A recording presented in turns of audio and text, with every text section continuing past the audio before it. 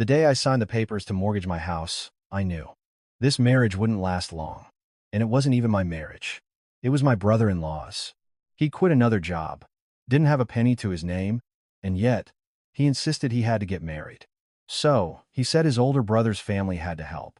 Not just with some cash, but with $50,000 secured against my house.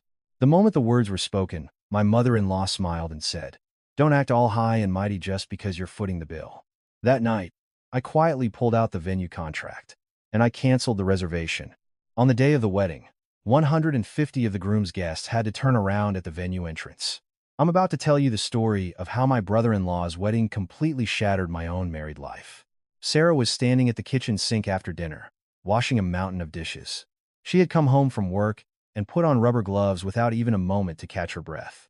Just then, her brother-in-law, Caleb, who was munching on fruit in the living room, spoke up with incredible nonchalance. "Hey, Sarah, I'm getting married next month. The date's set, so just wanted you to know." Sarah stopped washing. Without even taking off the dripping rubber gloves, she turned to look at the living room. She couldn't believe what she had just heard. "Caleb, what did you just say? Getting married?" "Yeah, I'm getting married. The 15th of next month. I've already booked a really nice venue in Beverly Hills." Caleb said it as casually as if he were announcing a trip to the corner store for milk. Stunned, Sarah looked at her husband, Kevin, who was sprawled on the sofa, staring intently at the TV. "Did you know about this? That your brother is getting married?" Kevin fiddled with the remote, avoiding her gaze. He cleared his throat awkwardly and mumbled, I heard earlier this week. I was going to tell you, but you've been so tired with all the overtime lately. I was waiting for the right moment. It's a surprise, right? Earlier this week? It's already Friday night. You kept your mouth shut for almost a whole week? Was it that hard to make one phone call to me?" Sarah's voice began to tremble. Kevin, however, retorted with an annoyed tone. "Hey, why are you getting so serious? You know now, so what's the big deal? This is something to celebrate, not fight about." Sarah slammed the wet rubber gloves down into the sink. Caleb, witnessing the scene, chimed in with a grin, showing no remorse. "Sarah, don't you think you're being a little too sensitive? It was a sudden decision for me too, so I was all over the place. My fiancé's parents consulted a psychic who said it had to be the 15th of next month or our luck would be bad for the rest of the year. So they pushed us to do it right away. Is marriage some kind of child's play? You decide suddenly and have the wedding in a month? Caleb, you don't even have a job right now." At Sarah's sharp point, Caleb's face hardened slightly, but he quickly shrugged it off with a brazen attitude. "Quitting last month wasn't my fault. That team manager was such a weirdo. I just couldn't work with him. It's the company's fault for not recognizing talent like me. Is it my fault the job market is so frozen right now?" Sarah felt a throbbing pain in the back of her neck. It was obvious the job market wasn't frozen. It was his own terrible personality that had led him to walk out. Just as Sarah sighed and was about to respond, the loud beeping of the front door lock sounded, and her mother-in-law, Brenda, burst in. "What is this mess of a house? Don't you even offer a guest a glass of water when they arrive?" Brenda immediately started chiding Sarah as she plopped down in the best spot on the sofa. Then, she stroked Caleb's hair with a look of deep satisfaction.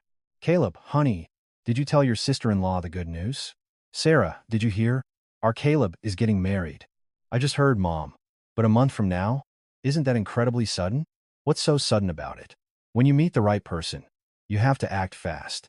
Anyway, this wedding needs to be done right, with some real class. Caleb is the baby of our family. If we have a shabby wedding, I won't be able to face my new in-laws." Brenda's eyes flashed towards Sarah, suppressing a sense of foreboding. Sarah asked cautiously, "So, what are the plans for the wedding expenses in the new apartment?" "Caleb doesn't have an income right now." Brenda scoffed and shouted, as if it were the most obvious thing in the world. "Expenses? Why are you asking me?" "Of course, his older brother's family has to help. You can't let his brother sleep on the street, can you?" "Mom, we're barely making ends meet with our own mortgage payments. How are we supposed to cover Caleb's wedding costs?" Before Sarah could even finish, Brenda slammed her hand on the sofa and yelled, "Why are you so calculating? Kevin is his older brother. What's the big deal about helping his younger brother get married? Kevin, what do you think?" Kevin glanced nervously at his wife and mumbled in a barely audible voice, "Well, he is my brother. I can't just pretend I don't know. Honey, let's just stretch ourselves a bit and help him out." Sarah was so flabbergasted, she almost laughed out loud. Kevin had been laid off 6 months ago and was living off unemployment benefits. The entire household was running on Sarah's salary. Stretch ourselves? Have you forgotten you're unemployed? My salary is barely enough to cover our living expenses. What are you going to help with? Brenda then glared and strode over to Sarah. You're crossing a line. Kevin is just taking a break. He's not a bum. And you make over 6 figures a year, don't you? Where does all that money go that you're crying poor? And this house is in your name, isn't it? If you take out a home equity loan on this, you'll get enough for Caleb's apartment deposit. What? You want me to take out a loan against my house? To Sarah's horrified question, Caleb chimed in from the side with an absolutely ridiculous suggestion. Sarah, don't feel too burdened. I'll pay you back as soon as I get a job. Since the house is in your name, it'll be easier to get the paperwork done. Can't you do this much for family? Caleb, are you in your right mind? Asking to get married, using a mortgage on someone else's house without a single cent of your own money. If you can't afford it, common sense says you postpone the wedding. As Sarah shouted firmly, Brenda shoved her shoulder and exploded. Who do you think you're glaring at your mother-in-law and brother-in-law for? Realistically, you have the money, so we're asking you to provide it. What's so complicated? You married into our family. So, your assets are our family's assets. Is that what your parents taught you? Mom, why are you bringing my parents into this? And I bought this house with money I saved before I got married.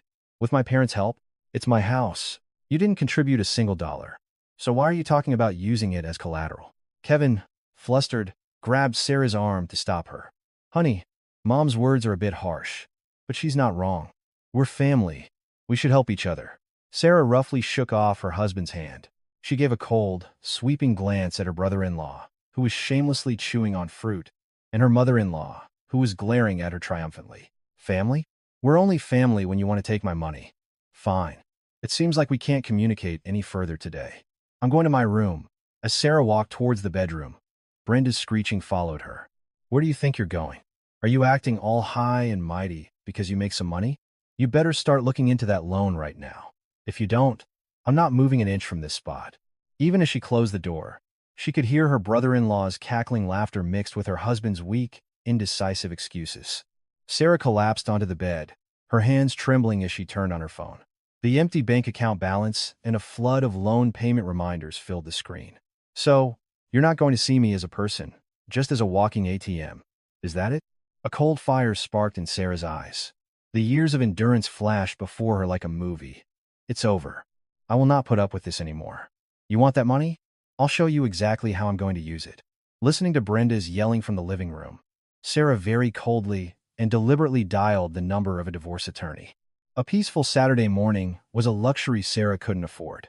She sat at the dining table, sipping cold coffee as she opened her laptop. She had to see for herself just how much her brother-in-law's wedding would cost to make her mother-in-law bring up mortgaging her house. A bitter laugh escaped Sarah's lips as she scrolled through the websites of Beverly Hills wedding venues. $20,000 just for the venue fee? You've got to be kidding me.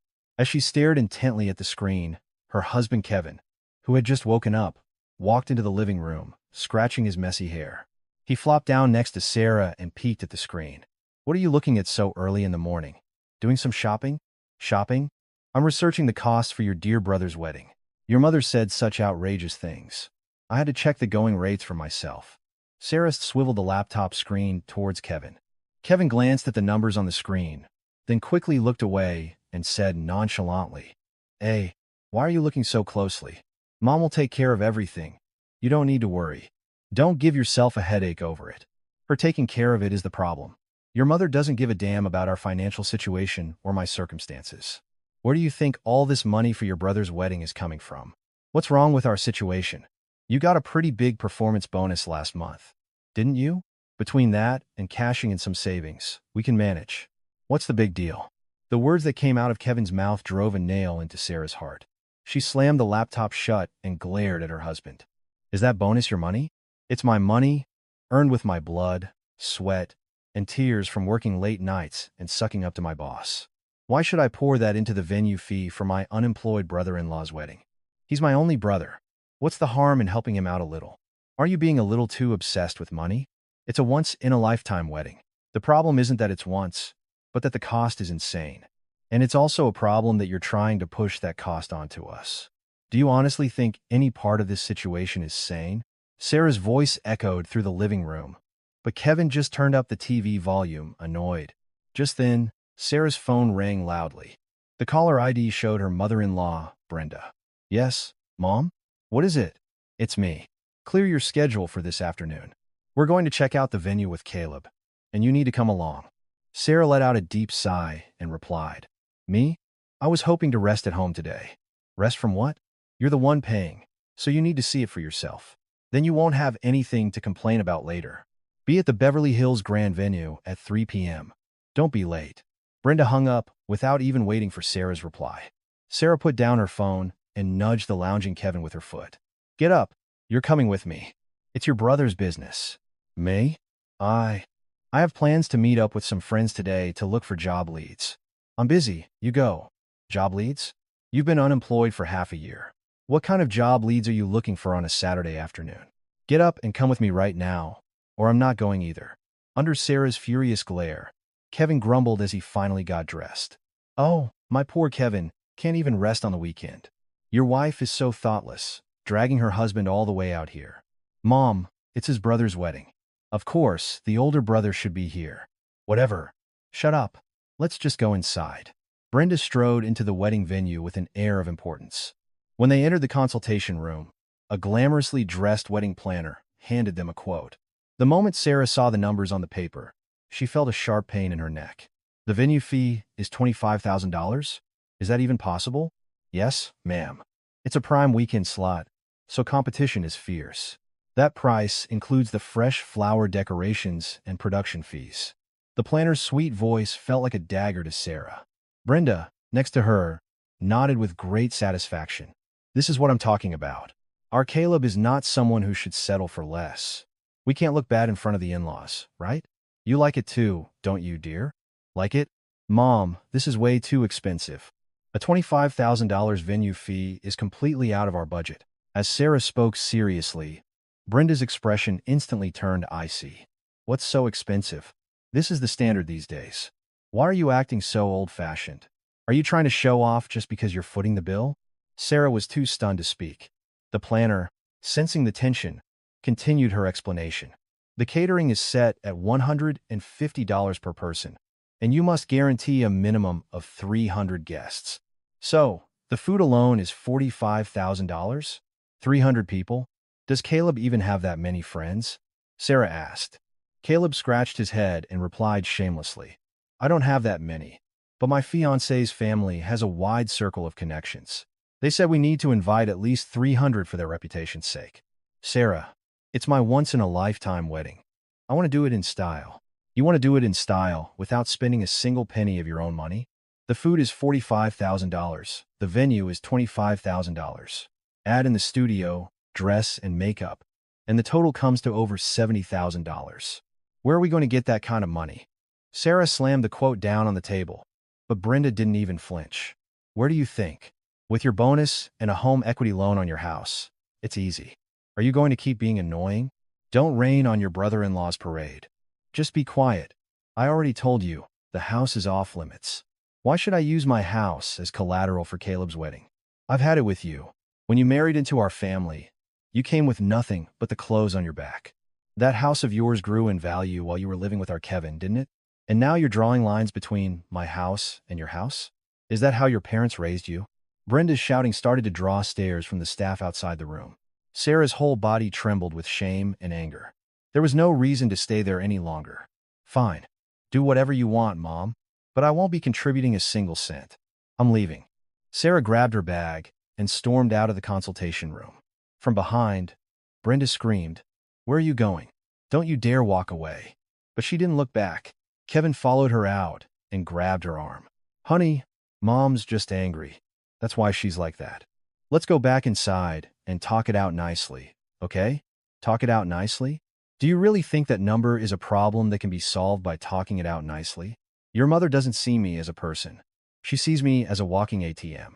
I can't take it anymore. Sarah shook off Kevin's hand and got into a taxi. On the way home, staring out the window, Sarah made a decision. If she didn't escape this crazy family, She felt like she would shrivel up and die first. That night, she heard Kevin in the living room on the phone with his mother, saying, "Mom, 70 grand is too much." Sarah said absolutely not. But it was soon followed by a pathetic reply. Okay, okay. I'll try to convince her somehow. In the dark room, Sarah stared at the ceiling and whispered coldly to herself. Convince me. Go ahead and try. I'll show you exactly how I'll bring down that lavish wedding you're all dreaming of. A cruel plan of revenge was already swirling in Sarah's eyes. On Monday, on her way home from work, dragging her exhausted body off the subway, her phone rang loudly. The screen showed her brother-in-law, Caleb's name. Suppressing a sense of dread, Sarah answered the call. Yes, Caleb? What is it? Hey, Sarah. Clear your schedule for tomorrow evening. We're going to look at wedding rings and jewelry. You have to come with us. Sarah let out a bitter laugh, momentarily doubting her hearing. He was basically telling her to be the payment shuttle for jewelry she was buying for them, without even the courtesy of letting her choose. Why would I go to look at wedding rings? That's something the bride and groom should go do together and pick out what they like. Oh, come on, Sarah. We need you there, so you can pay for it right on the spot. Caleb's tone was so natural it was chilling. Sarah tightened her grip on the phone and replied coldly, I'll give you my credit card. The two of you can go with your mother. I'm too tired after work to go. No way, Sarah. Mom's coming too. It wouldn't look right if you weren't there. Tomorrow evening, 7 p.m. Meet us at the entrance to the main street of the jewelry district. Don't be late. Caleb hung up without waiting for her reply. Sarah walked into her house, feeling utterly defeated. Her husband was still sprawled on the living room sofa, glued to the TV remote. Your brother is going to look at wedding jewelry tomorrow. You're coming with me. It's your brother's business. Ah, tomorrow's not good for me. I already have plans to grab a drink with some old friends. Kevin answered dismissively, without even looking at her. Sarah couldn't take it anymore. She snatched the remote from Kevin's hand and turned off the TV. Drinks? Your brother is about to spend over $10,000 of my money on jewelry, and you're going out for drinks? With whose money are you buying those drinks? Why are you yelling again? Mom and Caleb will pick out something nice. All you have to do is go and pay, right? Don't make it more complicated by dragging me into it. It'll just make you more tired. Kevin complained and buried his face in a sofa cushion. Sarah threw the remote onto the floor. This man, she called her husband, had no sense of responsibility as the head of the household. He was only concerned with using his wife as a shield against his family's shameless demands. The next evening, the jewelry district was packed with office workers and tourists. When Sarah arrived at the meeting spot, Brenda and Caleb were already there, arm in arm. Oh, there you are. We've been waiting for half an hour. How can the person with the money be so lazy? As soon as Brenda saw Sarah, she tapped her watch and gave her a disapproving look. Sarah checked her phone. It was exactly 7 p.m. I'm on time, Mom. I'm not late. Being on time is the problem. What kind of etiquette is it to make your mother-in-law and brother-in-law wait? A daughter-in-law should arrive early and be ready. Brenda clicked her tongue and led the way into a fancy jewelry store. Sarah followed, her fists clenched. Inside the store, all kinds of jewels were displayed under dazzling lights. A salesperson approached with a welcoming smile and laid out several wedding sets. Look at this ring design. The diamond is big and flashy. It would be perfect for our Caleb's bride. Caleb, what do you think? Mom, I like this one that comes as a set with a necklace. It looks much more expensive and classier. Brenda and Caleb picked up high-priced jewelry, exchanging opinions as if Sarah wasn't even there. Sarah just stood beside them like a piece of furniture. No one asked her what she thought or if the price was okay. When Caleb, as a token gesture, asked, What do you think, Sarah? Do you think this design will suit my fiancé? Brenda cut her off before she could even open her mouth. Forget it. We don't need her opinion. What would she know about young people's taste these days? She's stuck in an office all day. Does she have any eye for these things? We'll just go with what we picked. Brenda called the salesperson and said decisively, We'll take this one and that one. The two most expensive sets. And make sure the gift wrapping is very luxurious. When the salesperson presented the bill, Sarah's eyes nearly popped out of her head. The total is $18,000. What? 18,000. At Sarah. Shock cry. Brenda turned to her nonchalant and held out her hand. Why are you making such a fuss? Ferrating in Beverly Hills. This kind of jewelry is standard. Now, give me the card. With trembling hands, Sarah took the card from her wallet. The kircha-ching kir sound of the card being swiped felt like it was scraping against her heart. 18,000 printed on the receipt. Sarah's hard-earned money vanished in an instant. All right, now that we've taken care of one big thing, let's go sign the venue contract. Caleb, grab the bags. Brenda picked up the jewelry boxes and stood up. Sarah, bewildered, asked, the venue contract? Today? I thought you already paid the deposit. We only paid the deposit, not the formal contract. We have to go today and sign the papers for real, so we don't lose it to someone else. The planner called and said the contract will be canceled if we don't come by today. Let's move. Brenda didn't wait for an answer and headed for the wedding venue. Sarah followed behind, her mind reeling. When they arrived at the venue's consultation room, the same planner from before presented a thick stack of documents. Welcome. We were waiting for you. The contract is ready here. Please review it and sign. Brenda gave the documents a cursory glance and then pushed them in front of Sarah. Sign here. You're signing the contract in your name. Me? Why my name? Your name is the cleanest. Kevin is unemployed right now, and Caleb's credit isn't as good as yours. It's just a formality. Sarah looked at the contract. Deposit, $10,000. Remaining balance, $63,000. Contractor, Sarah Miller. The moment she signed this document, the legal responsibility for the entire $73,000 would fall squarely on her shoulders. Mom, this means I'll be taking on over $70,000 of debt in my name. This is too much of a burden for me. This is. As Sarah tried to put the pen down, Brenda's face instantly turned vicious. Are you refusing to sign right here and now? Are you determined to ruin our Caleb's wedding because of your stubbornness? How dare you embarrass your mother-in-law in front of all these people? Brenda's voice boomed through the room. Caleb chimed in from the side. Sarah, I promise I'll pay you back later. If we don't do this today, I really can't get married. Please. The gazes of the planner and other clients in the vicinity were all fixed on Sarah. Brenda finally started beating her chest, wailing, I'm such a sinner for getting a daughter-in-law like this. The whispers of the people, her mother-in-law's venomous shrieks, and Caleb's desperate pleading gaze, Sarah felt like she was suffocating. In the end, with a trembling hand, Sarah picked up the pen again. The weak thought that this will be the last time took hold of her. Sarah pressed down hard and wrote her name, letter by letter, and signed. There. That's done. You should have just done this from the start instead of draining all my energy. Brenda snatched the contract and stood up. Sarah sat there, stunned, staring at the shackles that now bore her name. On the way home, Sarah called her husband Kevin, but he brushed her off, saying he was having drinks with friends. Back at home, sitting alone on her bed, Sarah looked at the photo she had taken of the contract. Contractor, Sarah Miller. Those 3 words felt like chains binding her. Sarah threw her phone on the bed and buried her face in her hands. It wasn't just a contract. It was the beginning of a hellish responsibility that was about to unfold. Taking a slow, deep breath, she picked up her phone. She sent the photo of the contract and the $18,000 jewelry receipt to her lawyer. Fine. Let's see this through to the end. If you're not going to treat me like a human being, then I have no reason to treat you like one either.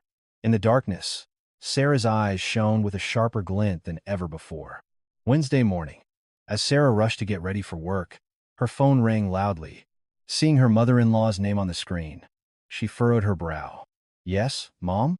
What is it so early in the morning? What are you doing? Why does your voice sound so dismissive? I'm your mother-in-law, not a debt collector. Brenda's voice was sharp from the very beginning. Sarah glanced at her husband, who was fixing his tie, and answered calmly. I'm busy getting ready for work. If you have something to say, please make it brief. I guess a busy person can't even take her mother-in-law's calls. I called you 3 times yesterday, and you didn't pick up once. Is it okay for a daughter-in-law to just ignore her mother-in-law's calls whenever she feels like it? I had important back-to-back meetings all day yesterday, so I couldn't answer. I sent you a text as soon as the meetings were over. Meetings all day? Do you have meetings during your lunch break too? I called you at lunchtime. The company doesn't handle state secrets. What could possibly be more important than your mother-in-law's call? Brenda spewed nonsensical logic with a sneer.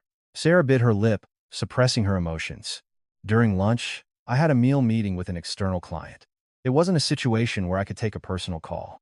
What do you mean, personal? Is asking after your mother-in-law a personal matter? You're becoming more and more disrespectful. Anyway, come to our house tonight. The whole family is getting together, so don't be late. Tonight? It's difficult on such short notice. I have a lot of work to catch up on. We have something very important to discuss about Caleb's wedding. Be here by 6 p.m. If you're late, I won't let it slide. Brenda spat out her demands and hung up abruptly. Sarah put down her phone, feeling drained. Kevin, who had been listening, cautiously chimed in. Mom seems really angry. Honey, let's just leave work early today and go together. Okay? You heard all that, and that's what you say? My career is a joke, but one shout from your mother is more important? At Sarah's sharp retort, Kevin shut his mouth and avoided her gaze. At 6 p.m., as Sarah entered her in-laws' living room, a palpable tension already filled the air. Not only were Brenda, Kevin, and Caleb there, but Caleb's fiancée, Jessica, was also present. Oh, you're finally here. I guess it's not easy for a busy person like you to be on time, Brenda said, tapping her watch and glaring as soon as Sarah walked in. Sarah checked her phone. It was exactly 6 p.m. I'm on time, Mom. The problem is that I'm on time.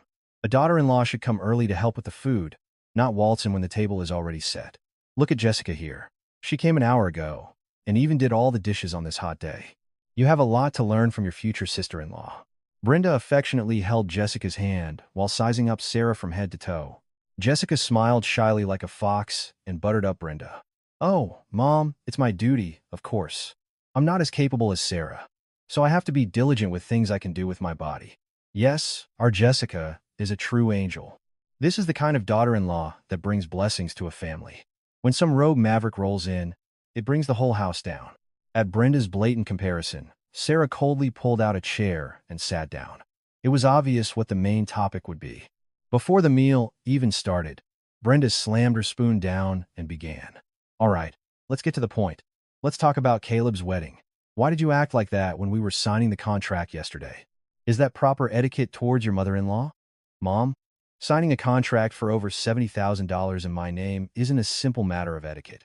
It's a very serious matter where all the legal responsibility falls on me. Serious? We're just borrowing your clean credit history as a formality. Is it that big of a deal? Are you treating our Caleb like a con man or something? I don't distrust Caleb, but it's wrong for me to take full responsibility for the wedding costs of someone who is unemployed. As Sarah refuted her point by point, Brenda's face turned red with anger. Reality? All you ever talk about is reality. You think I don't know you're just making excuses because you don't want to spend the money? They say a daughter-in-law who earns money becomes arrogant. And you're a perfect example. At Brenda's shout, Jessica feigned surprise and flinched. Mom, don't be so angry. I'm sure Sarah has her reasons. But if I had a younger brother-in-law, I think I would even mortgage my own house to help him get married. Because that's what family does. At Jessica's phony remark, Brenda grabbed her hand, moved. Did you hear that?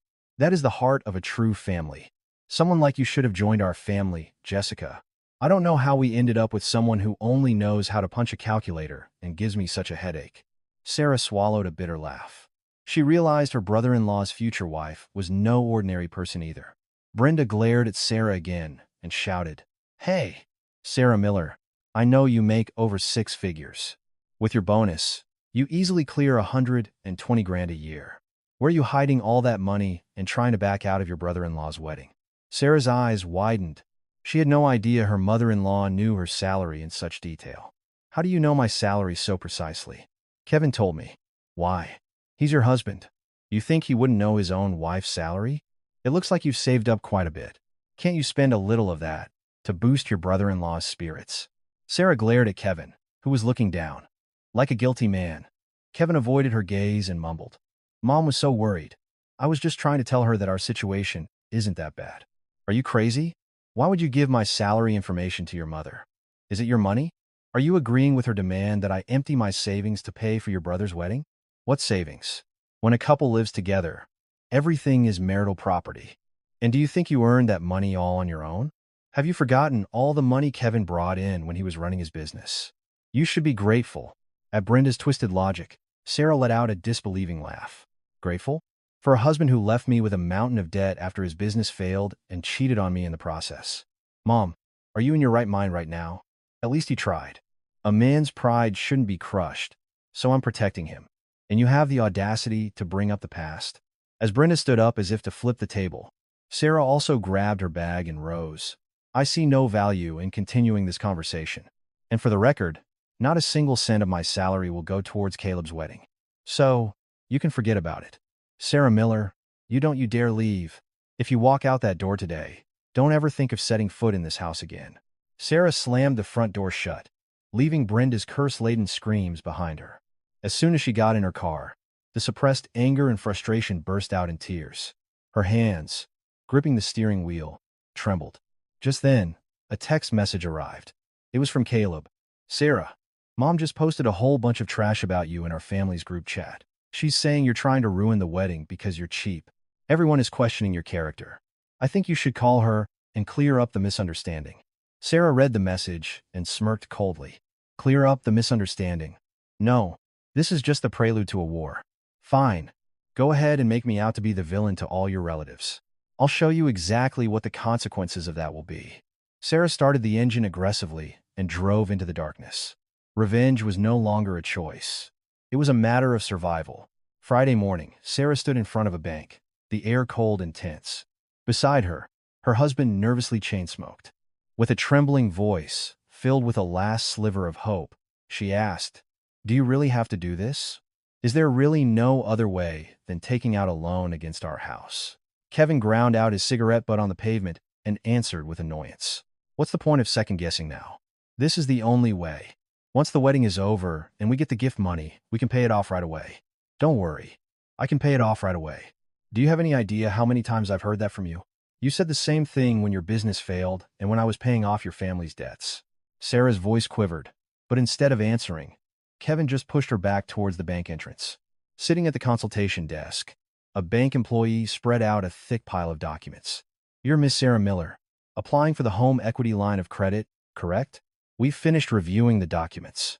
"Yes, Sarah," replied in a barely audible voice. The employee pointed to the key items and explained.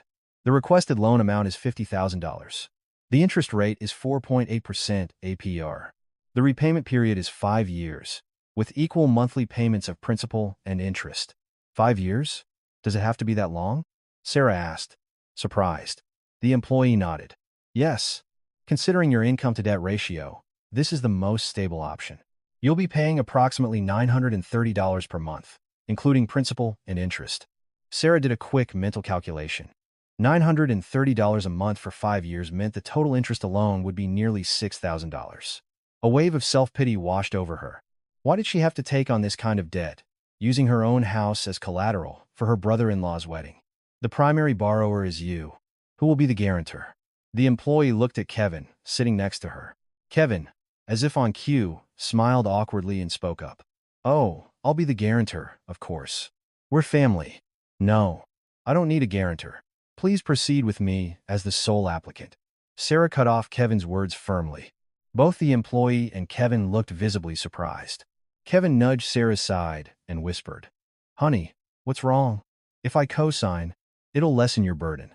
What if you co-sign and we fall behind on payments and they come to seize our assets? You don't have anything in your name, so they just take my house. How can I trust you enough to let you be a guarantor?" Sarah shot back coldly and proceeded to sign her name on the signature line without hesitation. The employee did a final check of the documents and said, "Everything is confirmed. The loan amount will be deposited into your account by Monday morning." Outside the bank, her legs felt so weak she wanted to collapse. Kevin followed her out, cautiously trying to put an arm around her shoulder. "Honey, I'm so sorry. I promise, as soon as I get a job, the first thing I'll do is pay off this loan. I promise." What's the point of a promise from someone who's never kept one? "Please, just shut your mouth." Sarah roughly shook off her husband's hand and got into the car. As she gripped the trembling steering wheel and took a deep breath, her phone rang loudly. It was Caleb. "Yes, Caleb? What is it?" Despite Sarah's weary voice, Caleb answered in an obnoxiously cheerful tone. "Hey, Sarah, I'm in a meeting with a wedding videography company right now. Their premium package is amazing, so I'm about to sign up for it.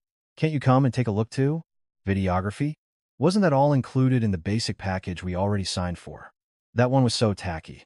We're going for the premium one with drone footage and a cinematic photo shoot. It's a once-in-a-lifetime day. We have to capture it in style. A bitter laugh escaped Sarah's lips. And how much is this premium add-on? It's just an extra $8,000. That's okay, right, Sarah?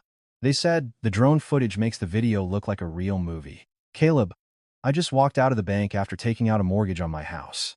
On the very day I've gone into debt, you're asking me to add an $8,000 option. Oh, you got the loan? You worked hard. Sarah, well, since you got a good amount, $8,000 shouldn't be a big deal, right? Since we're doing it, let's go for the best. Caleb's voice contained not a single shred of apology or shame. Sarah gripped the phone tightly and shouted with a trembling voice. Caleb, are you out of your mind? I've become a debtor for someone else's wedding. And you want me to add drone footage to that? Dream on. Sarah hung up the phone. Fury surged to the top of her head, and she slammed her fists on the steering wheel. When she got home, her mother-in-law was sitting on the living room sofa, legs crossed, as if she owned the place. Sarah was so startled she took a step back. Mom? You didn't even call. How did you get in? Oh, you're here? Kevin gave me the passcode. Did the loan go through okay? How much did you get?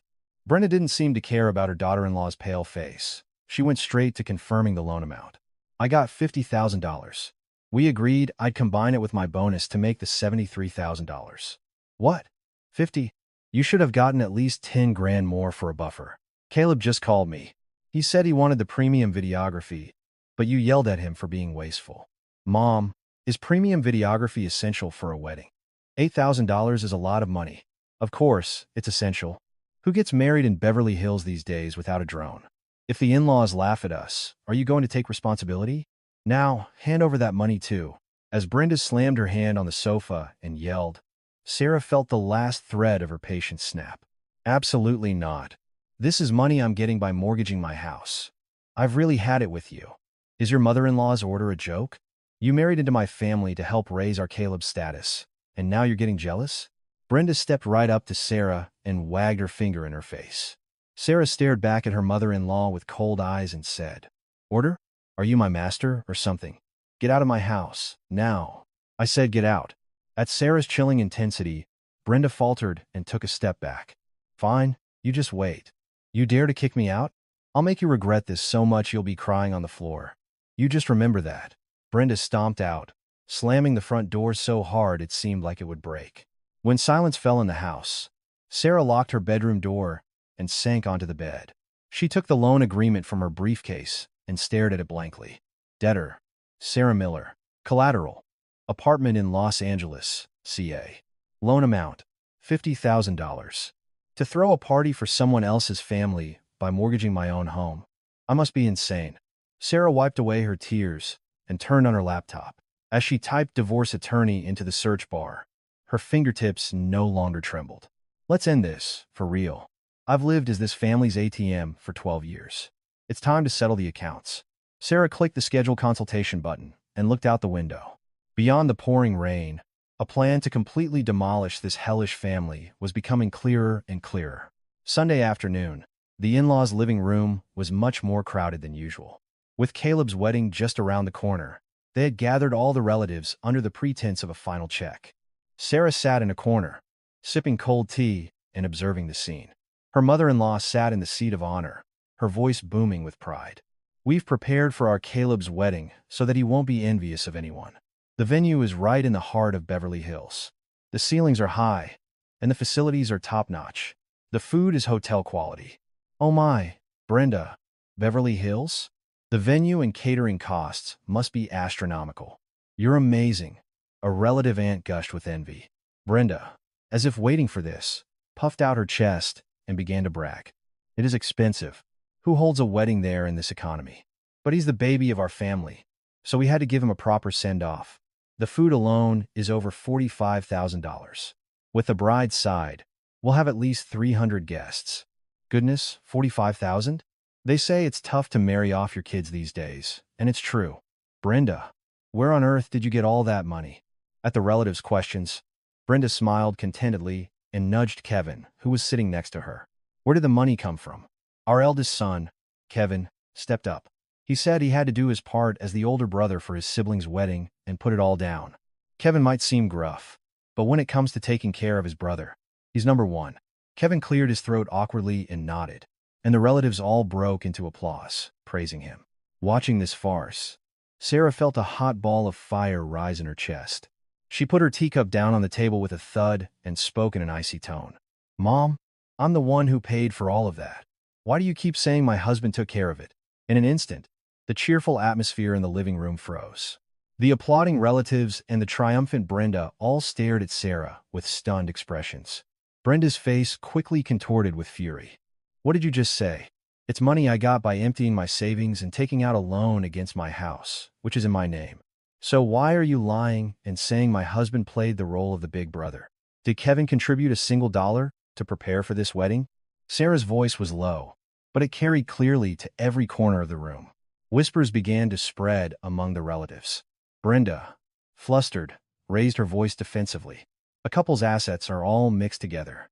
What's my money or your money?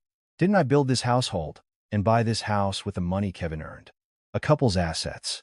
Kevin is unemployed, and he has been for 3 years now. For 3 years, I've worked my fingers to the bone to support this household in place of my jobless husband. How is that Kevin's money? At Sarah's revelation, the relatives' gazes faltered. Kevin's face turned beet red, and he roughly grabbed Sarah's arm. Honey, stop it. This isn't the place. Let's go to the other room and talk. Get your hands off me. This isn't the place. This is your family, all gathered together. I'm just telling the truth. What's so embarrassing? The person who did the shameful thing should be embarrassed. Why should I have to hide? As Sarah shook off his arm, Brenda jumped up and started pointing her finger. Are you really showing off just because you paid? Acting all high and mighty in front of your mother-in-law because you make some money? Do you think you earned it all by yourself? It was possible because we supported you. Who supported me? When I worked overtime, did you ever make me a meal? Did you ever do my laundry? For 12 years, I've lived as this family's ATM and did all the housework myself. What nerve do you have to say such things? The aunt who had been sitting nearby interjected awkwardly. Now, Sarah, calm down. You shouldn't do this in front of everyone, your family. They're your in-laws. Can't you just be patient? Auntie, because they're my in-laws, is it okay for them to throw a party for someone else by mortgaging my house? I took out a $50,000 loan against my house in my name for Caleb's wedding. Look at this loan agreement. See whose name is listed as the debtor. Sarah took the loan documents from her bag and spread them out. As the relatives craned their necks to look, the living room erupted in shock. Oh my God, it's true. The debtor is Sarah Miller, sole applicant. There's no cosigner. Brenda, did you really mortgage your daughter-in-law's house? That's going too far. As the relatives' critical gazes fell on her, Brenda snatched the papers and threw them on the floor. What does this matter? The point is that the older brother's family is helping out. Why are you so calculating and cruel about everything? You're the one who's calculating, Mom. You even put the venue contract in my name because my credit is good. If Caleb takes the gift money and disappears, or something goes wrong, I'm the one who will be stuck with over $70,000 of debt. Is this a family? It's a slave contract. As Sarah's voice echoed through the room, Caleb belatedly appeared and retorted shamelessly. Sarah, don't get so worked up. We're grateful for everything. I'll pay you back when I make money. Why are you nitpicking every single thing? Grateful? Is that why a grateful person asks for an additional $8,000 for drone footage and premium options using my money? Caleb, do you have any conscience at all? That's because it's my once-in-a-lifetime wedding, so of course. A wedding with my money is of course. If your brother is unemployed, you should have planned a wedding that fits your own budget. Why are you trying to live in luxury by breaking my back? At Sarah's sharp rebuke, even Caleb was speechless. Brenda screamed at the top of her lungs. Hey, Sarah Miller, are you looking down on our Kevin and Caleb right now? How dare you crush the spirits of your in-laws? I'm not looking down on them. I'm stating the facts. And Mom, listen carefully. As of today, I am no longer a member of this family. Sarah picked up her bag and walked towards the door. Brenda ran after her and grabbed her sleeve. Where are you going? We haven't finished signing all the papers, and the final payment is still due. If you don't go, what happens to our Caleb's wedding? What happens? Get another loan. Sell your house. Figure it out yourselves. As of today, I'm not coming back to this house. What? Are you insane? Sarah opened the door and gave her mother-in-law and husband one last cold look. You're the ones who are insane. And Kevin, I'm sending the divorce papers through my lawyer tomorrow. So, get ready to sign them. And pack your things out of my house. Understood? The moment she slammed the door, She heard Brenda's screaming curses and Kevin's panicked voice from behind. Her heart pounded as she walked down the stairs, but for the first time in 12 years, she felt a liberating sense of relief. In her car, Sarah rested her forehead on the steering wheel and cried for a long time. They weren't tears of sorrow, but tears of liberation, for finally breaking free from this hellish cycle. Sarah took out her phone and sent a text to her lawyer. Please move up my consultation to tomorrow morning. I want to file the petition immediately. After confirming the reply, Sarah stared at the receding building of her in-laws' house and whispered coldly, "That lavish wedding you all love so much. Go ahead and have it without a single penny. I'll show you what real hell is." Sarah stepped on the accelerator without hesitation. The word in-laws was now ready to be permanently deleted from her life. Friday, 10 a.m. Sarah sat in the calm atmosphere of a lawyer's office. The middle-aged female attorney adjusted her reading glasses, meticulously reviewed the documents Sarah had submitted, and nodded. The division of assets is very straightforward. Since the apartment was solely in your name before the marriage, and even the recent loan was taken out in your name, there is very little your husband's side can claim in terms of contribution. What kind of alimony can I expect? Sarah asked cautiously. The lawyer pulled out a file and replied, "Considering your husband's past infidelity, the current financial pressure he's putting on you while being unemployed, and the unfair treatment from his family, a settlement between $30,000 and $50,000 is highly likely. The evidence is very solid." Sarah let out a deep sigh of relief and nodded. The lawyer added in a confident tone, "We will file the divorce petition within the week. If we proceed with a mediation request, we can have everything settled within a month. This is a very good time for you to start a new life." Sarah signed the retainer agreement firmly and then asked the most important question. "One more thing, ma'am. I want to cancel my brother-in-law's wedding venue, which I contracted for in my name, immediately. Are there any legal issues with that? As the contractor, the right to cancel is entirely yours, Miss Miller. However, since the wedding date is so close, there will be a penalty fee." Looking at the contract, the entire deposit is set as the cancellation fee. Sarah quickly did the math in her head, forfeiting the $10,000 deposit. Compared to being saddled with over $70,000 of debt, $10,000 was a very cheap price for freedom. "I understand. I'll take care of it right now."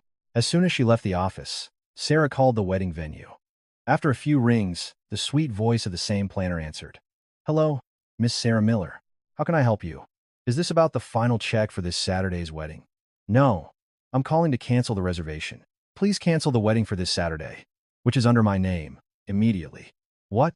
Cancel? Ma'am, what are you saying? This Saturday is tomorrow. If you cancel now, the penalty fee will be substantial." The planner's voice trembled with shock. Without batting an eye, Sarah asked coldly, "What is the exact penalty fee?"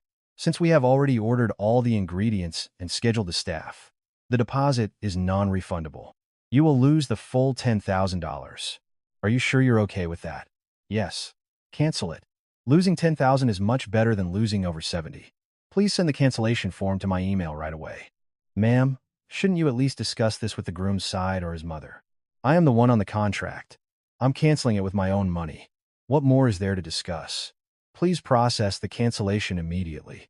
At Sarah's firm tone, the planner sighed and said she understood. 20 minutes later, a notification popped up on her smartphone. "Cancellation processed. Reservation deleted."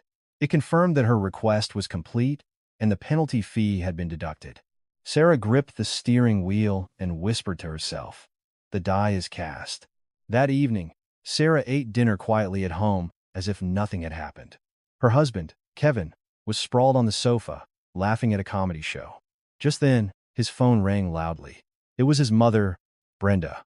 Sarah ignored the phone on the coffee table and continued eating. Soon, a call from Caleb came in, but she didn't answer that either. "Your phone keeps ringing. Aren't you going to answer?" "I think it's Mom," Kevin said, glancing at her nervously. Sarah replied nonchalantly, "It's a hassle. I'll call back later." About an hour later, the sound of the front door lock was heard, and Brenda burst in, out of breath. In her hands was a stack of contracts and receipts. "Oh, you have no idea how busy I was today. I booked the charter buses for the guests and ordered the biggest, most extravagant floral arrangements. I've also confirmed the most famous photographer in Beverly Hills." Brenda sat on the sofa, preening like a general reporting a victory. Sarah silently offered her a cup of tea. I got Caleb's suit fitted and confirmed the pickup for Jessica's dress. Now, all we have to do is show up on Saturday. We'll have at least 300 guests, so even with the gift money, we'll recoup the 70 grand in no time. I was right, wasn't I? Brenda was drinking her own Kool-Aid, smiling with satisfaction. Sarah put down her teacup and asked softly, "Have you decided who will be collecting the gift money?" "Of course. I'll be managing the money. We've agreed to split it 50-50 with the bride's family. So don't worry. On that day, you just greet the guests at the venue and guide them. I hear the buffet has lobster and abalone. The guests will love it.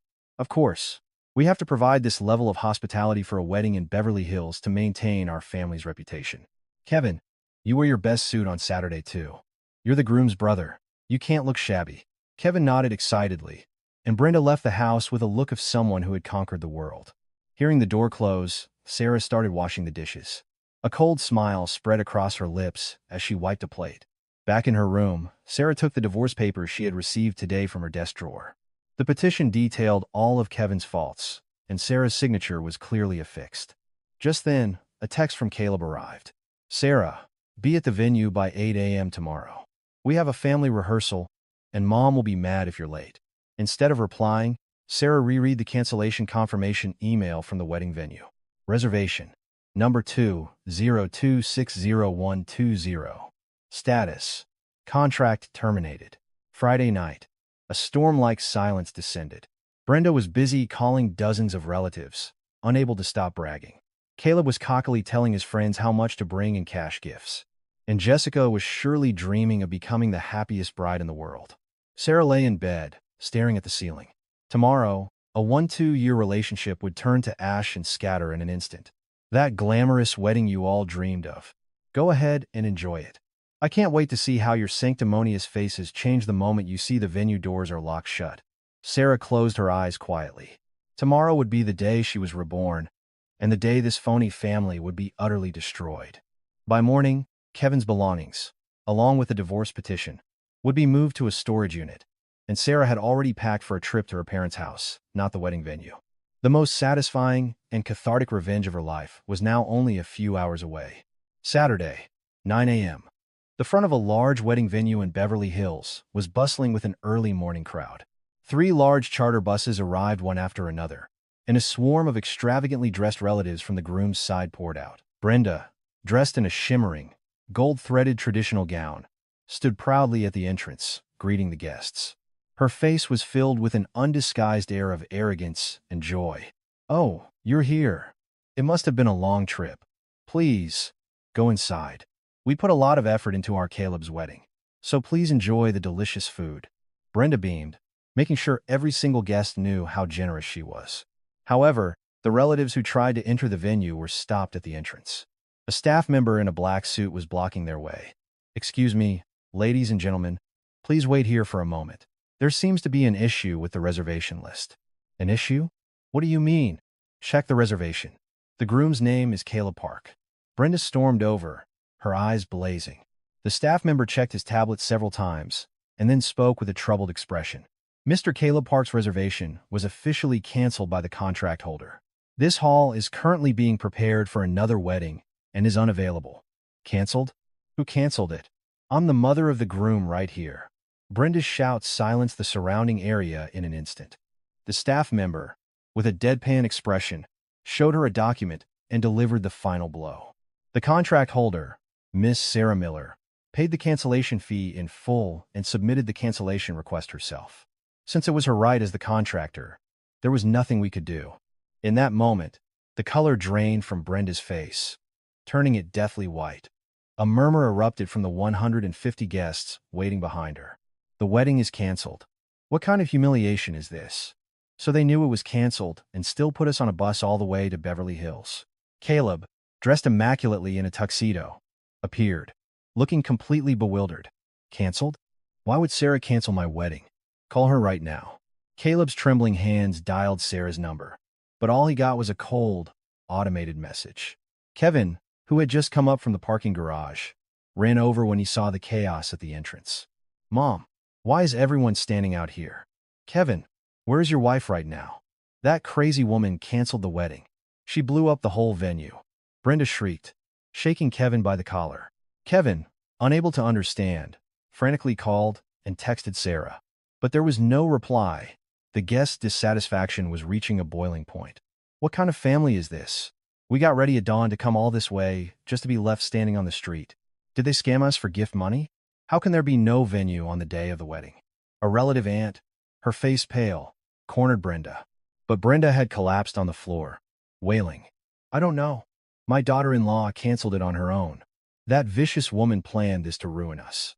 Just then, the bride, Jessica, in her white wedding dress, stopped on her way to the bridal suite. Jessica's parents and relatives witnessed the entire scene. What on earth is going on here? You have our daughter in a wedding dress, and you're making her stand on the street? Jessica's father glared at Brenda, as if he could devour her. Brenda was speechless, her mouth just opening and closing. Sir, this is a misunderstanding. My daughter-in-law is just a little. A misunderstanding? The wedding is canceled in front of all the guests. And you call that a misunderstanding? If I had known you were this kind of low-life family, I would have never given my permission in the first place. Jessica's mother burst into tears, hugging her daughter and shouting, Let's go, honey. We're done with this family of con artists. They were so insistent on registering the marriage first. And now I see it was all a plot to ruin my daughter's life. The guests started to sneer and turn away, one by one. Brenda beat the floor and cried, but no one helped her. Finally, a single text from Sarah arrived on Kevin's phone. I'm in front of the family court. Just filed the divorce petition. Kevin almost dropped his phone. Brenda snatched it, read the message, and let out a blood-curdling scream. Divorce? That disrespectful witch was planning this all along to bury us. My money, my Caleb's wedding. Brenda's desperate cry was echoed through the wedding hall lobby, but the onlookers' gazes were cold. Kevin rushed to his car to find Sarah, but there was a note stuck to the windshield. Did you forget this car is leased in my name? It's being repossessed for non-payment. I left the key with the building manager. Walk or take a taxi, figure it out yourself. Kevin let out a hollow laugh and collapsed onto the pavement. Sitting in a car that wouldn't start, he finally realized he had absolutely nothing to his name. At the same time, Sarah was walking out of the courthouse with her lawyer. Inside her bag was a copy of the divorce petition, stamped with the court seal. You did well, Miss Miller. We'll handle everything from here. So please rest easy. Thank you, ma'am. The weather is just so beautiful today. Sarah turned on her phone. 150 missed calls. 300 text messages, filled with curses and pleas. Sarah didn't read a single one. She pressed delete all. Then, she called her mother. Mom, it's me. It's all over. I'm finally free. Oh, my dear daughter. You've been through so much. Come home quickly. I've made all your favorite dishes. After hanging up, Sarah walked slowly through the streets of the city. There was no glamorous wedding hall or expensive jewelry, but her heart was fuller than ever. It was the feeling of finally putting down a heavy burden she had carried for 12 years. Sitting in a cafe, sipping her coffee, a genuine smile spread across Sarah's face. It's time to live my own life, for real. Basking in the dazzling sunlight streaming through the window, Sarah bid farewell to a past she would never return to. It was the perfect revenge and the most brilliant new beginning. In writing this story, the part I focused on most was the tragedy that occurs when goodwill is twisted into an assumed right. The protagonist, Sarah, silently endured her own sacrifices for 12 long years under the name of family. However, her in-laws saw her not as a family member, but as a limitless vending machine they could use whenever they needed something. The part where they tried to mortgage their daughter-in-law's own home to satisfy their vanity starkly shows the depths of human selfishness. Ultimately, the biggest lesson this story offers is that sacrifice that fails to protect oneself is never noble. Sarah's decision to cancel all the reservations on the wedding day and choose divorce was not simple revenge. It was the process of reclaiming a life that had been encroached upon by others. We must not forget that when we fail to say no to unreasonable demands, the relationship is already heading for ruin. I wanted to convey the message that a true family should know how to cherish the sacrifices of its members. And for those who don't, a cold and decisive end, like the one Sarah chose, is necessary. What do you all think of this situation? Please leave your thoughts in the comments.